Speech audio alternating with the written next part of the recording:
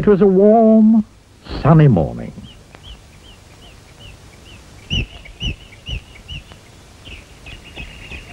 In his small house at the other side of the wood, Mr. Tickle was asleep. You didn't know that there was such a thing as a tickle, did you? Oh, well, there is. Tickles are small and round, and they have arms that stretch and stretch and stretch. Extraordinarily long arms. Mr. Tickle was fast asleep. He was having a dream. It must have been a very funny dream, because it made him laugh out loud. And that woke him up.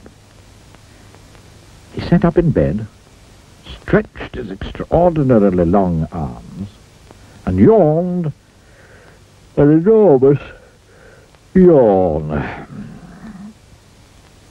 Mr. Tickle felt hungry, so do you know what he did? He reached out one of his extraordinarily long arms, opened the bedroom door, reached down the stairs, opened the kitchen door, reached into the kitchen cupboard, opened the biscuit tin, took out a biscuit, brought it back upstairs, and back to Mr. Tickle. As you can see, it's very useful indeed, having arms as long as Mr. Tickle's. Mr. Tickle munched his biscuit. He looked out of the window. Today looks very much like a tickling day, he thought to himself. So, later that morning, after Mr. Tickle had made his bed and cooked his breakfast, he set off through the wood.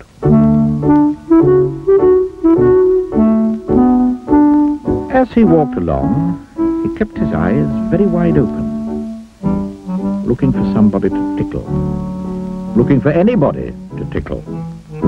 Eventually, Mr. Tickle came to a school. There was nobody about, so, reaching up his extraordinarily long arms to a high window ledge, Mr. Tickle pulled himself up and peeked in through the open window. Inside, he could see a classroom. There were children sitting at their desks and a teacher writing on the blackboard. Mr. Tickle reached in through the window with that extraordinarily long arm of his, went up behind a little boy called Peter, and tickled him on the back of his neck. Peter giggled out loud. "Stop that giggling at once," said the teacher sternly. Mr. Tickle waited a minute, then reached in through the window again. Mr. Tickle's extraordinarily long arm went right up to the teacher, paused, and then tickled.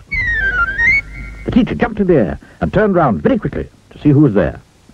But there was nobody there. Mr. Tickle grinned a mischievous grin. He waited another minute and then tickled the teacher again. This time he kept on tickling, until soon the teacher was laughing out loud and saying, "Oh, stop it! Stop it! Oh, stop it!" over and over and over again. All the children were laughing too at such a funny sight. There was a terrible pandemonium. Eventually, Mr. Tickle thought he'd had enough fun, so he gave the teacher one more tickle for luck, and then very quietly brought his arm back through the open window. Chuckling to himself, he jumped down from the window, leaving the poor teacher to explain what it was all about, which of course he couldn't. Then Mr. Tickle went to town. And what a day Mr. Tickle had. He tickled a policeman on traffic duty at the crossroads in the middle of the town. It caused an enormous traffic jam.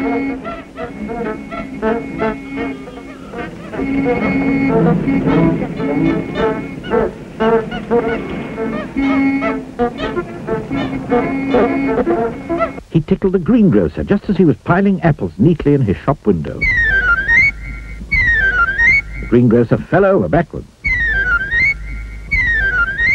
and the apples rolled all over the shop. There were apples everywhere. At the railway station, the guard was about to wave his flag for the train to leave. As he lifted his arm in the air, Mr. Tickle tickled him. And every time he tried to wave his flag, Mr. Tickle tickled him. And tickled him again. Until the train was 10 minutes late, and all the passengers were absolutely furious.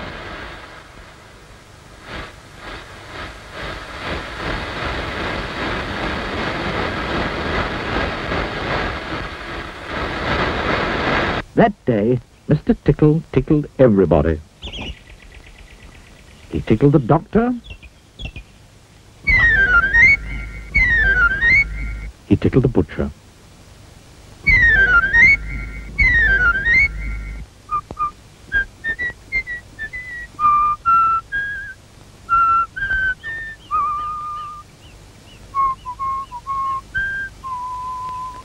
He even tickled old Mr. Stamp, the postman,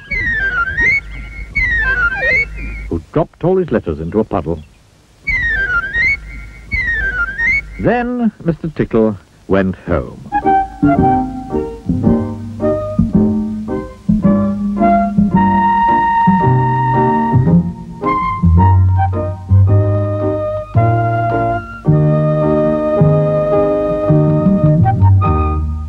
Sitting in his armchair in his small house at the other side of the wood, he laughed and laughed and laughed every time he thought about all the people he'd tickled.